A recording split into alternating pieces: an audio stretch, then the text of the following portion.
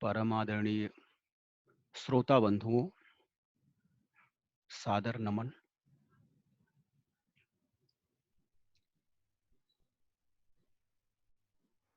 आज के इस व्याख्यान में गोस्वामी तुलसीदास जी महाराज द्वारा विरचित श्री रामचरितमानस में नारी की भूमिका,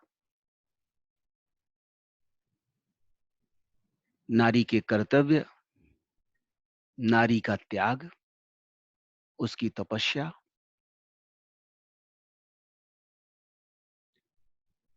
साथ ही उसके नकारात्मक पहलुओं पर भी विचार प्रस्तुत करने के लिए आपके समक्ष समुपस्थित हूं। प्रायः यह कहा जाता है कि गोस्वामी जी महाराज का चिंतन नारियों के प्रति सहृदय पूर्ण नहीं था, दुर्भावनापूर्ण था, जिससे उन्होंने अपने महाकाव्य में कई बार नारियों के लिए नकारात्मक भाषा का प्रयोग किया है। वस्तुतः रामचरितमानस के जो अध्येता हैं, जो विचारक हैं, जो चिंतक हैं, वह इस बात को भली भांति जानते हैं कि श्री रामचरितमानस में नारियों के अनेक पात्र हैं और उन पात्रों की अपनी अलग-अलग भूमिका है।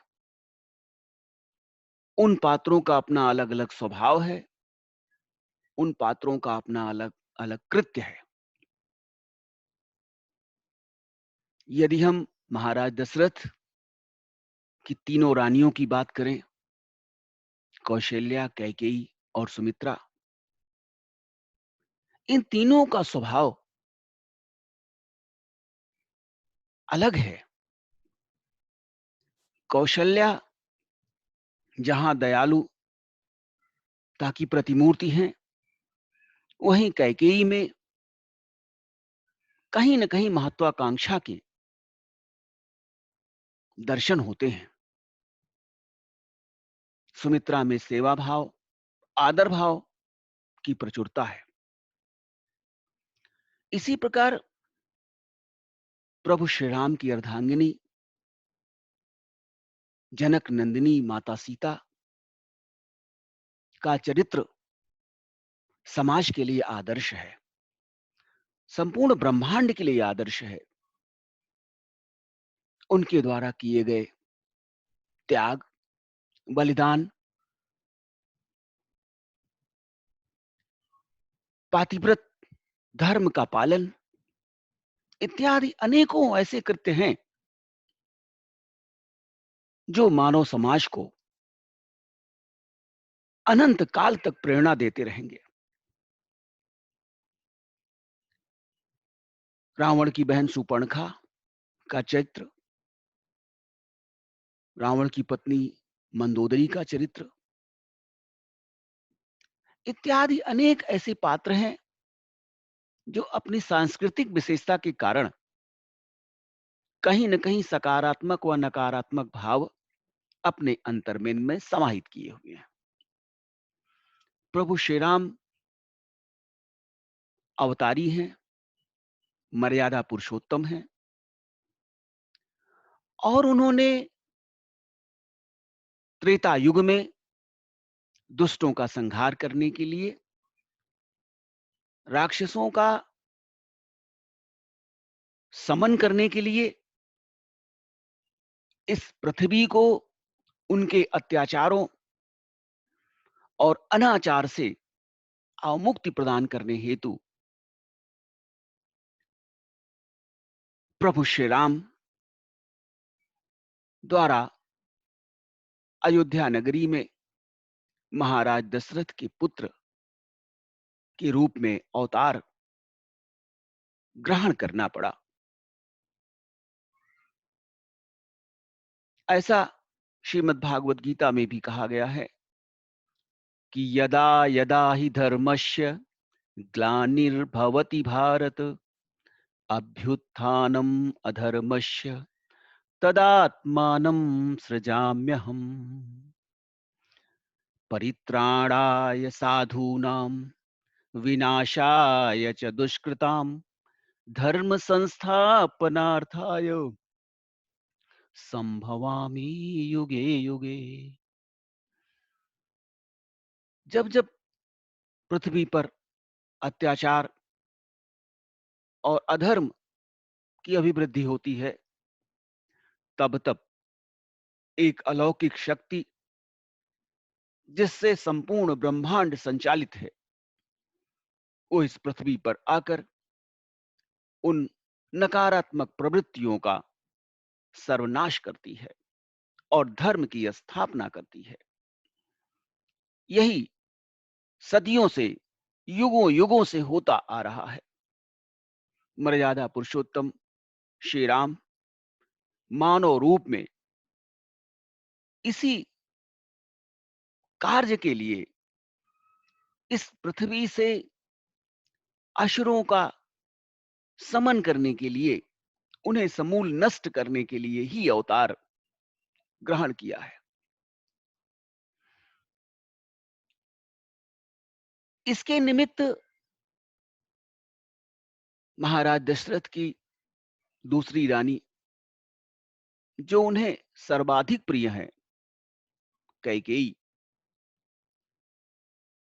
कैकेयी को माध्यम बनाया गया। जो कैकेयी प्रभु श्री राम के प्रति अनन्य प्रेम रखती है, उसे अपने सगे पुत्र भरत से भी अधिक राम प्यारे हैं। उस राम को वनवास देने में कैकेयी को तनिक भी संकोच नहीं होता, जिसका परिणाम महाराज दशरथ की मृत्यु होता है। ऐसी विकट स्थिति में जब हम कैकेयी के चरित्र का चित्रण करते हैं, तो सापेक्ष भाव से देखने पर ऐसा प्रतीत होता है कि नारी का यह रूप, नारी का यह चरित्र सर्वथा निंदनीय है, जो अपने स्वार्थ के लिए, अपने सौभाग्य की परवाह न करते हुए भी अपने पुत्र भरत के राज्याभिषेक के लिए प्रभु श्री राम को वनवास देने में कोई संकोच नहीं करती है। महाराज दशरथ की आज्ञानुसार प्रभु श्री राम 14 वर्ष के वनवास के लिए माता जानकी व अनुज लक्ष्मण के साथ दक्षिण की ओर प्रस्थान कर चुके हैं। चित्रकूट में महर्षि अत्रि यो महातपस्विनी सती अनुसुईया के आश्रम में वे पदार्पण करते हैं। सती अनुसुईया देवी स्वरूपा हैं, मां सीता भी जगत जननी है। सती अनुसुईया ने मां सीता को अनेकों प्रकार की शिक्षा देकर नारी धर्म से संबंधित ज्ञान प्रदान किया और नारियों के बारे में, उनके पातिव्रत धर्म के अनुसरण के बारे में, उनके चरित्र के बारे में, उनके सामाजिक संस्कारों के बारे में अनेकों प्रकार से माता सीता को समझाने का यत्न किया।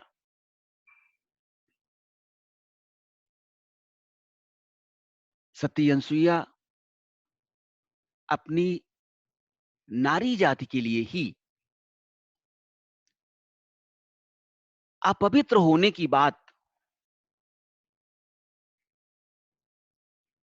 स्वीकार करती हैं। वे कहती हैं, सहजय पावनी नारी पति सेवत शुभगत लहई जशु गावत श्रुति चार अजहु तुलसी का हरि प्रिय।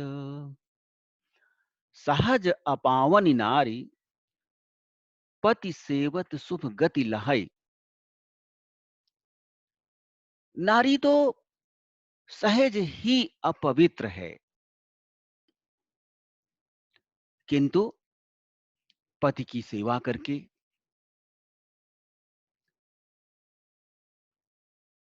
वह सदगति को प्राप्त हो सकती है। वस्तुतः नारी माया स्वरूपिणी है। जिस प्रकार से माया भक्ति से दूर करती है, ईश्वर के प्रति आराधना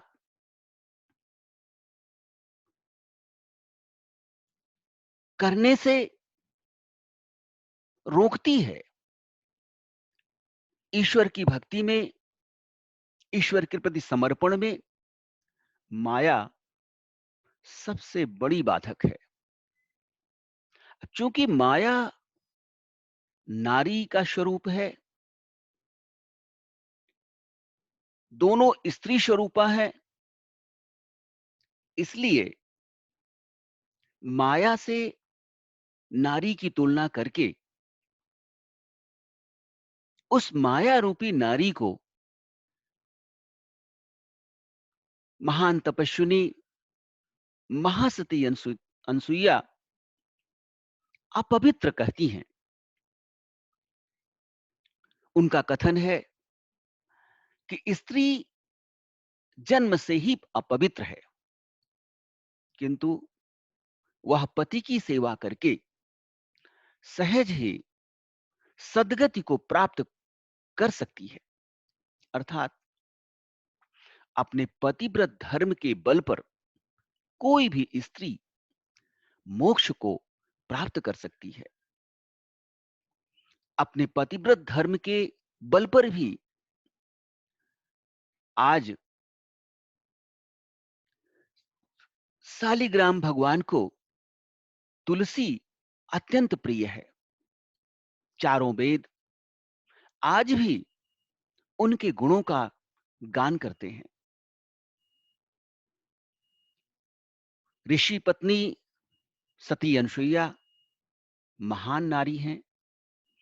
वह समस्त नारी जाति की गौरव हैं। उन्होंने नारी जाति को अपवित्र इसलिए कहा कि स्त्री में सम्मोहन की शक्ति है। वह अपनी सम्मोहन शक्ति के माध्यम से अनेकों ऋषियों, मुनियों, तपस्वियों का जप तप, व्रत, यम, नियम, संयम इत्यादि खंडित कर सकती है। ईश्वर ने नारी को सम्मोहन शक्ति सृष्टि के सृजन एवं कल्याण के लिए ही प्रदान की है। वस्तुतः जगत जननी मां सीता सृष्टि के सृजन, पालन एवं संहार की मूलाधार हैं। संपूर्ण ब्रह्मांड उनके कण कण में समाया हुआ है। संपूर्ण ब्रह्मांड के पालन,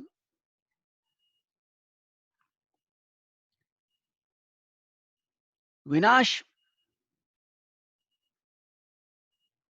एवं सृजन के अधिपति भगवान विष्णु की अर्धांगिनी मां सीता लक्ष्मी स्वरूपा है। सती अनुसुईया मां सीता के स्वरूप को, मां सीता के अवतारी होने को भली भांति जानती हैं। मां सीता सामान्य नारी के स्वरूप में भले ही अवतरित हुए हैं, किंतु वह विष्णु प्रिया हैं। इस बात को सती अनुसुईया भली भांति जानती हैं। तभी तो सती अनुसुईया मां सीता के लिए कहती हैं, सुनो सीता तव नाम, सुमिरी नारी पतिव्रत करही, तो ही प्राण प्रिय राम, कहियूं कथा संसार हित। हे सीते, आप तो पतिव्रत धर्म की आदर्श हैं। संपूर्ण ब्रह्मांड में पतिव्रत धर्म का अनुसरण करने वाला आप जैसा दूसरा कोई नारी नहीं है। इस संसार में तुम्हारा नाम लेकर स्त्रियां पतिव्रत धर्म का पालन करेंगी। यह कथा तो मैंने संसार के कल्याण के लिए कही है। परब्रह्म परमेश्वर ने संसार में धर्म की स्थापना और अधर्म का नाश करने के लिए, अधर्म का समन करने के लिए ही अपने अंशों सहित श्री राम के रूप में अवतार ग्रहण किया है। चित्रकूट में अनेकों वर्ष रहने के उपरांत प्रभु श्री राम जी अपने अनुज लक्ष्मण एवं भार्या सीता के साथ दक्षिण की ओर प्रस्थान कर गोदावरी नदी के किनारे दंडकारण्य पंचवटी में कुटिया बनाकर निवास करने लगे। वस्तुतः रक्ष संस्कृति का प्रभाव दक्षिण में था। सुदूर लंका से रावण का प्रभाव धीरे धीरे उत्तर की ओर बढ़ता जा रहा था। प्रभु श्री राम आर्य संस्कृति के पोषक हैं, रक्षक हैं, और रक्ष संस्कृति आर्य संस्कृति को समूल नष्ट करने की दिशा में यत्नरत है। ऐसी दशा में आर्य संस्कृति की रक्षा के लिए प्रभु श्री राम स्वयं ही दक्षिण की ओर जाकर रावण के वर्चस्व को, रावण के प्रभुत्व को ललकारते हैं। पंचवटी में राक्षसों का प्रभाव इतना अधिक हो गया था कि ऋषियों, मुनियों, तपस्वियों को राक्षस मारकर खाने लगे थे, उनकी तपस्या में विघ्न उत्पन्न करने लगे थे। दंडकारण्य में रावण के भाई खरदूषण का साम्राज्य था। वह ऋषियों, मुनियों, तपस्वियों, ब्राह्मणों की तपस्या को भंग कर उन्हें मार डालते थे। श्री राम जी ने दंडकारण्य में निवास करते हुए अनेक दुष्ट राक्षसों का वध किया। स्त्री के चरित्र एवं स्वभाव का एक स्वरूप रावण की बहन शूर्पणखा का भी है, जो संपूर्ण नारी जाति के लिए कलंक है। रक्ष संस्कृति की पोषक शूर्पणखा आर्य संस्कृति की नारियों से सर्वथा भिन्न है। नारी का जो सुंदर चरित्र आर्य संस्कृति में परिलक्षित होता है, वैसा चरित्र, वैसा रहन सहन रक्ष संस्कृति में उपलब्ध नहीं है। शूर्पणखा स्वेच्छाचारिणी है। उसे किसी भी पुरुष से संबंध बनाने में, किसी भी पुरुष को बलपूर्वक अपना बनाने में कोई लज्जा नहीं है, कोई संकोच नहीं है। वह लोक लाज से परे है। इसलिए गोस्वामी जी महाराज ने शूर्पणखा के चरित्र का चित्रण करते हुए लिखा, शूर्पणखा रावण के बहिनी, दुष्ट हृदय दारुण जस अहिनी, पंचवटी सो गई एक बारा, देखी बिकल भई जुगल कुमारा, भ्राता पिता पुत्र उर्गारी, अपुरुष मनोहर निरखत नारी, होई बिकल सक मनहि न रोकी, जिमि रवि मणि द्रव रबहि बिलोकी।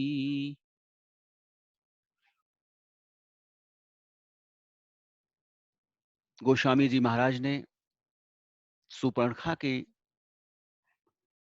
चरित्र का चित्रण करते हुए लिखा कि शूर्पणखा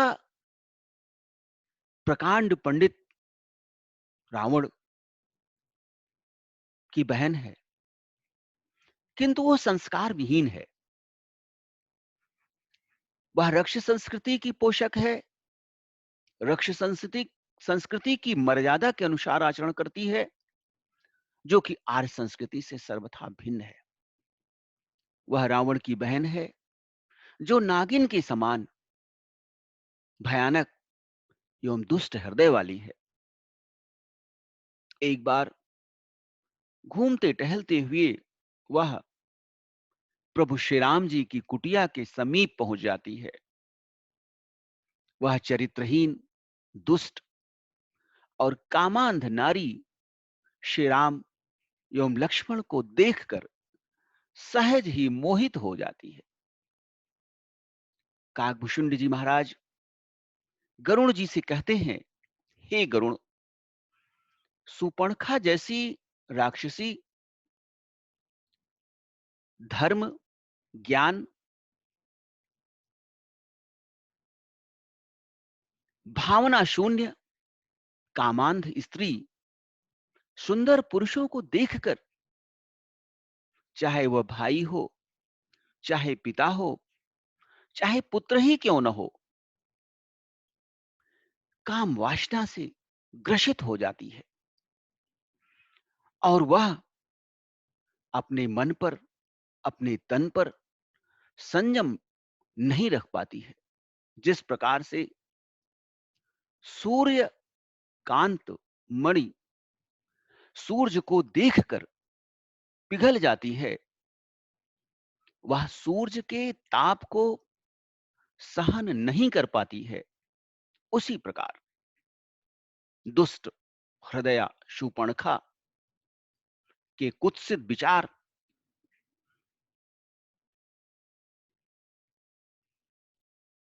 नारी पुरुष के संबंधों में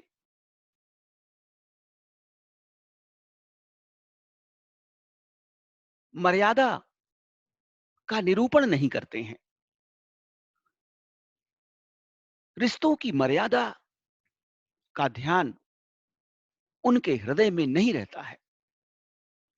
ऐसी दुष्टा शूर्पणखा के कुत्सित विचार को जानकर प्रभु श्री राम जी की आज्ञा से लक्ष्मण जी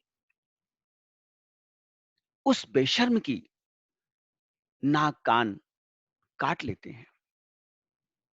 वस्तुतः यही उस शूर्पणखा रूपी स्वेच्छाचारिणी नारी का दंड विधान है। नाक कान से रहित शूर्पणखा अपने भाई खरदूषण के पास जाती है। वह दुष्ट राक्षस प्रतिशोध के कारण श्री राम जी से युद्ध करते हुए उनके हाथों मृत्यु को प्राप्त करते हैं। इस प्रकार एक चरित्रहीन नारी संपूर्ण राक्षस कुल के विनाश का कारण बन जाती है। अपमानित शूर्पणखा अपने भ्राता रावण के पास जाकर खरदूषण के वध की सूचना देती है। राक्षस राज दुष्ट रावण माता सीता का अपहरण कर लेता है। प्रभु श्री राम जी अपने अनुज लक्ष्मण के साथ सीता की खोज में निकलते हैं और एक भीलनी शबरी के आश्रम में विराजमान होते हैं। सबरी एक भीलनी है, वह अछूत है, किंतु प्रभु श्री राम की अनन्य भक्त है। शबरी भी नारी है और सबरी का चरित्र, सबरी की भक्ति प्रभु श्री राम को बरबस ही सम्मोहित कर लेती है। वह प्रभु श्री राम की अनन्य भक्त है। शबरी के आश्रम में प्रभु श्री राम जी का पदार्पण हुआ। शबरी भाव विह्वल हो जाती है, परम प्रसन्न हो जाती है और प्रभु श्री राम जी के चरणों को धोकर पान करती है।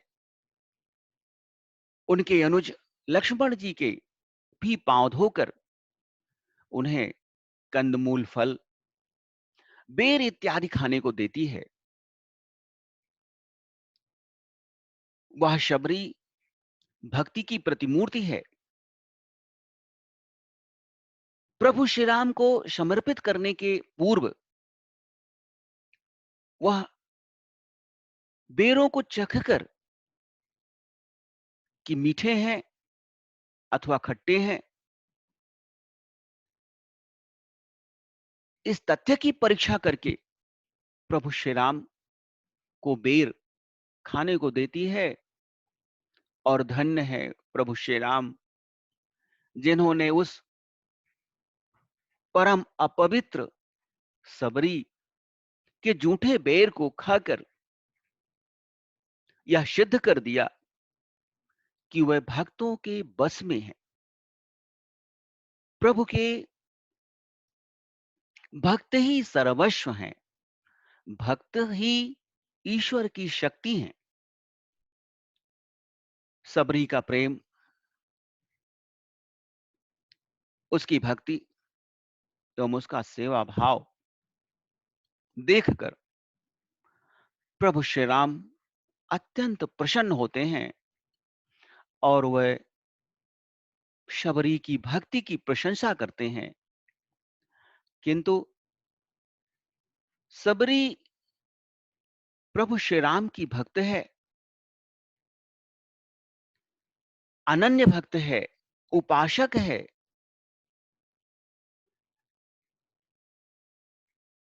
प्रभु श्री राम द्वारा सबरी की प्रशंसा करने पर वह स्वयं ही आत्ममंथन करती है और अहंकार से रहित होकर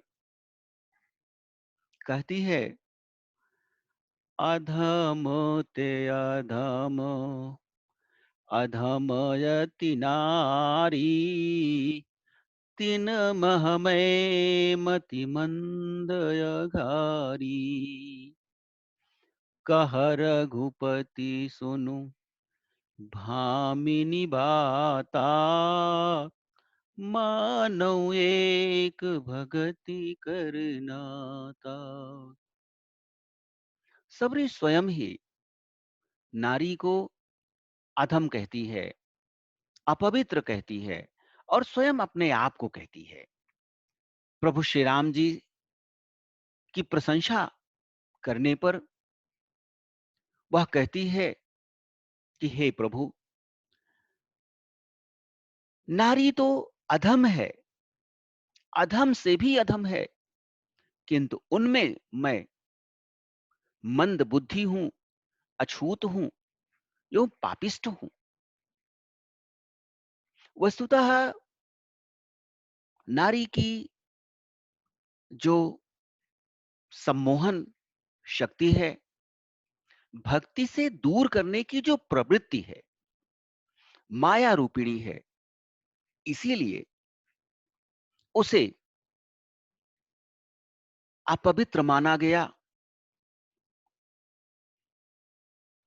माया का स्वरूप माना गया, जो प्रभु के मार्ग में बाधक बनकर उपस्थित हो जाती है। प्रभु श्री राम जी कहते हैं, हे भामिनी, मेरी बात ध्यान से सुनो। मैं तो केवल एक भक्ति का ही नाता मानता हूं। भक्ति के अतिरिक्त मेरे पास कोई अन्य नाता नहीं है। विष्णु भक्त नारद जी के मन में भी एक बार ऐसा भ्रम उत्पन्न हुआ कि वह विष्णु की भक्ति से विचलित होकर माया के जाल में फंसकर विवाह करने का यत्न करने लगे। नारद जैसे महर्षि, महाज्ञानी, विष्णु के परम भक्त नारद जी को जब माया रूपी नारी अपने वश में कर सकती है, तो सामान्य मनुष्य नारी की उस माया रूपी जाल से कैसे बच सकता है। वस्तुतः वही व्यक्ति, वही मनुष्य, वही प्राणी इस माया जाल से मुक्त हो सकता है जिसे ईश्वर की विशेष कृपा हो।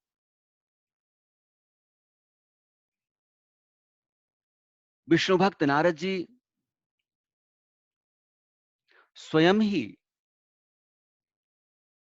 माया के जाल में फंस चुके हैं और वे नारी के स्वभाव को, नारी की शक्ति को नारी के सामर्थ्य को भली भांति जानते हैं। तभी तो वो कहते हैं कि काम क्रोध लोभ आदि मद प्रबल मोह कय धारी, तिन्ह मह अति दारुण दुखद माया रूपी नारी। इस संसार में माया मोह समस्त दुखों का कारण है। सामान्य मनुष्य के लिए माया मोह के बंधन को काटना आसान नहीं है, सहज नहीं है। काम, क्रोध, लोभ, अहंकार इत्यादि माया मोह की बलवान सेनाएं हैं। इनमें माया रूपी स्त्री अत्यंत दुख देने वाली है, क्योंकि वह माया की साक्षात प्रतिमूर्ति है। माया की सहेली होने के कारण नारी उस ठगनी के समान है जो अपने प्रेम जाल में जकड़कर प्राणी को ईश्वर की शक्ति से, ईश्वर की भक्ति से दूर कर देती है।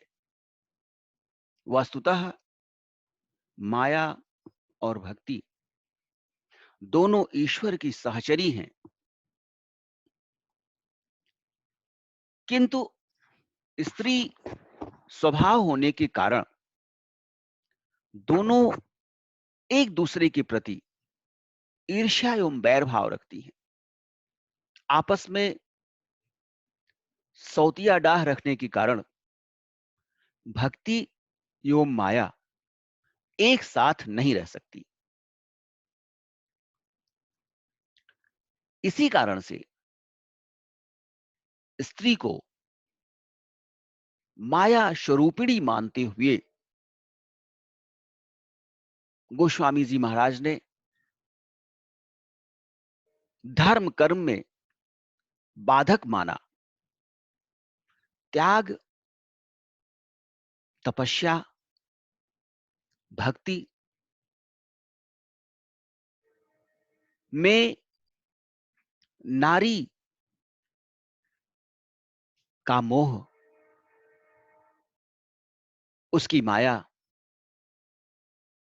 अवरोध के रूप में खड़े हो जाते हैं। इसीलिए सामान्य मनुष्य ईश्वर की भक्ति से प्रायः वंचित रह जाता है।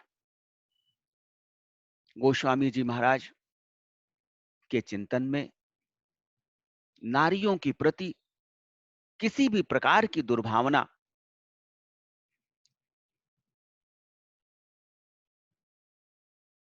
नहीं है। वो नारी सम्मान के प्रति सचेत हैं।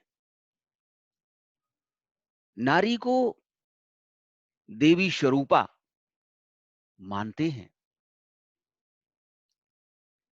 नारी वास्तव में सृष्टि का वह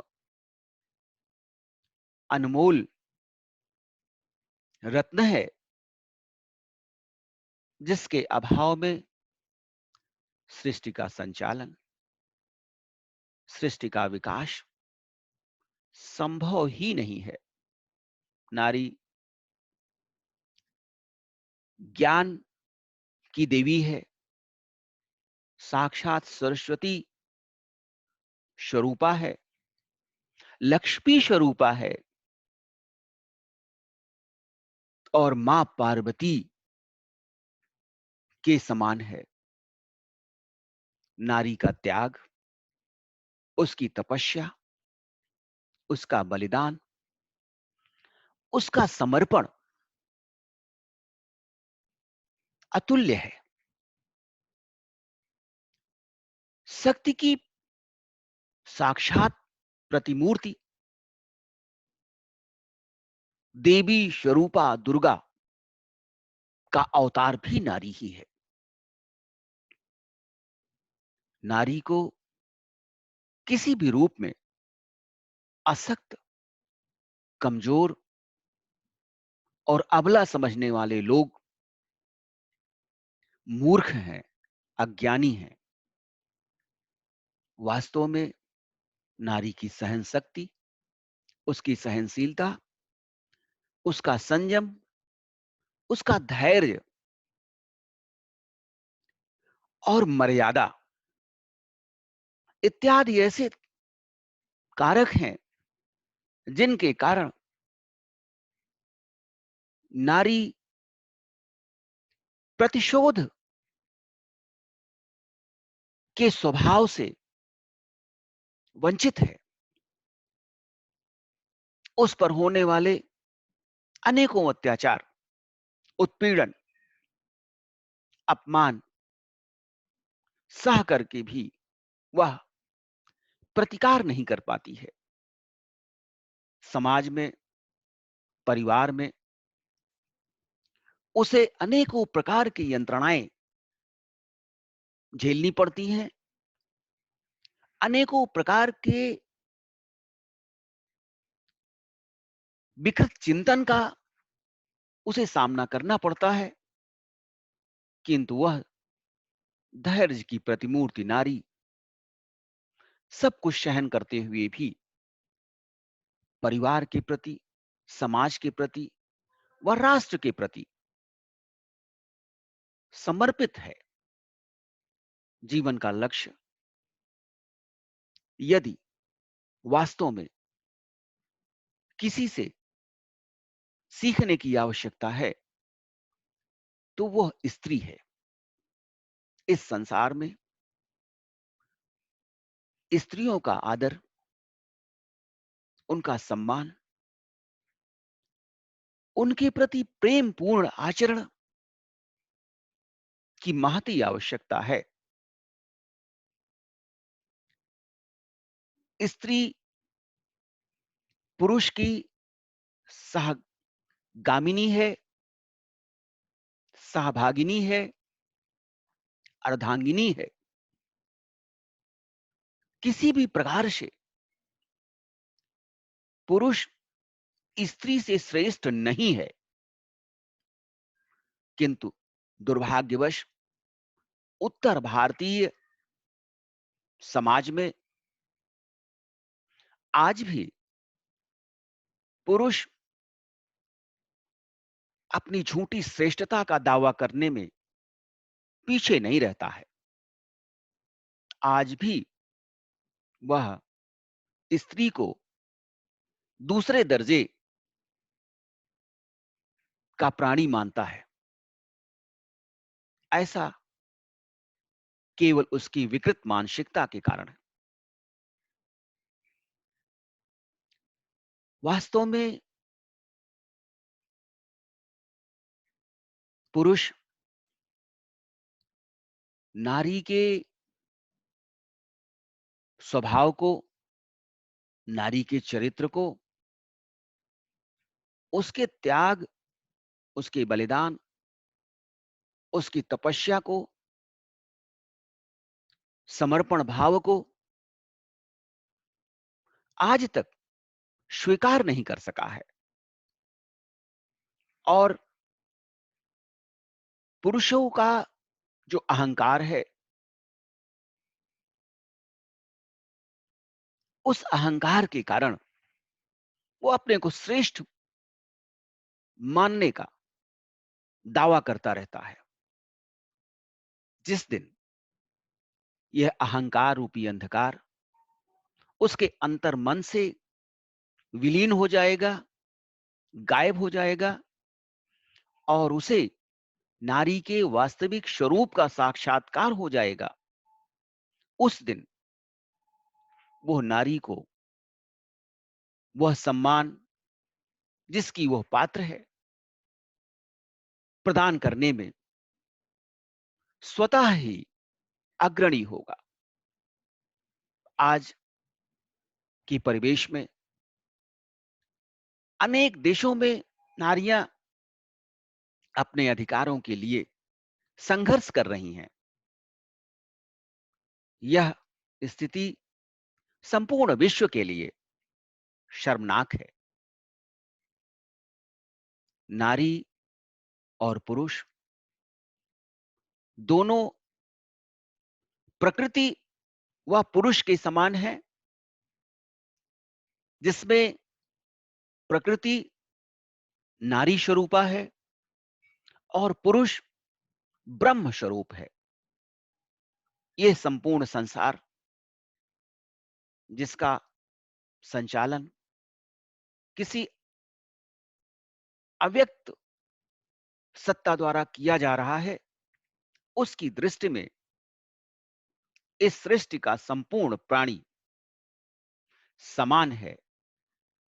कोई ना छोटा है, ना कोई बड़ा है।